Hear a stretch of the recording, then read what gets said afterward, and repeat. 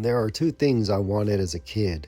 One was a 3 3/4 inch Predator figure, and the other 3 3/4 inch Ghostbuster figures that would scale up with the G.I. Joes. I was certain one day we would get them. Well, better late than never.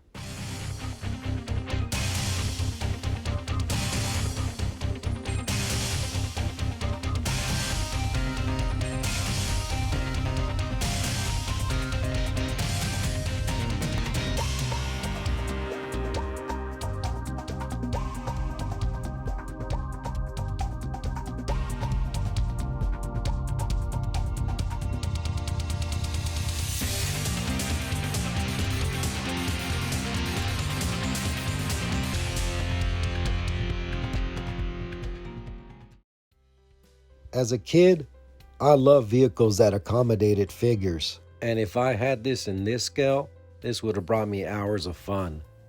I know we had the old Real Ghostbusters toy line, and those were great, but for me, I wanted something that would scale up with my Joes. And you figured we would get them in that scale, seeing that G.I. Joe and Star Wars figures were popular back then. I would have played with this, and I know many of you would have done the same thing as well. I mean, look at this thing. And I'm sure back then this thing probably would have been more simpler, more basic. But I just kind of wish they would have did something like this back then.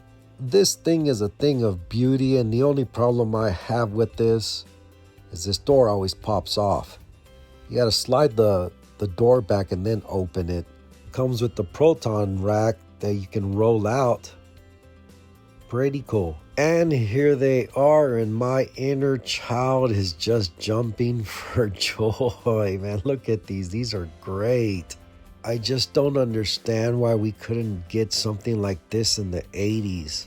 This could have easily been done. I get excited with the 3 3/4 inch scale because I collect vintage G.I. Joes and vintage Star Wars, and that is what I pretty much played with as a child. So having these in hand and at that movie Ghostbusters, life don't get much better than this.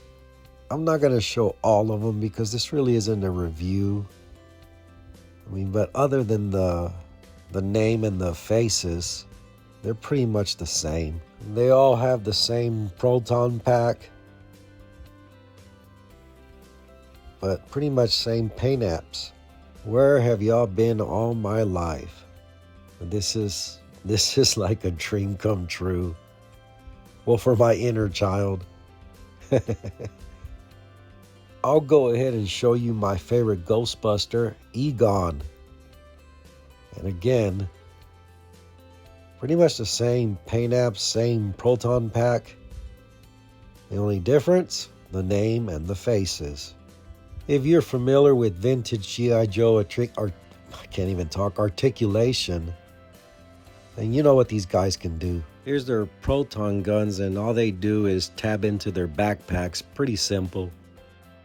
Here they are gearing up, getting ready to help the Joes because something is haunting the G.I. Joe headquarters. That's my inner child already starting to use his imagination. They actually look like they're something that came out of the G.I. Joe line. That's what they look like. Like a special faction like the Marauders or the Dreadnoks. Something like that, you know? I'm sure their proton guns could do some serious damage to the battle android bats.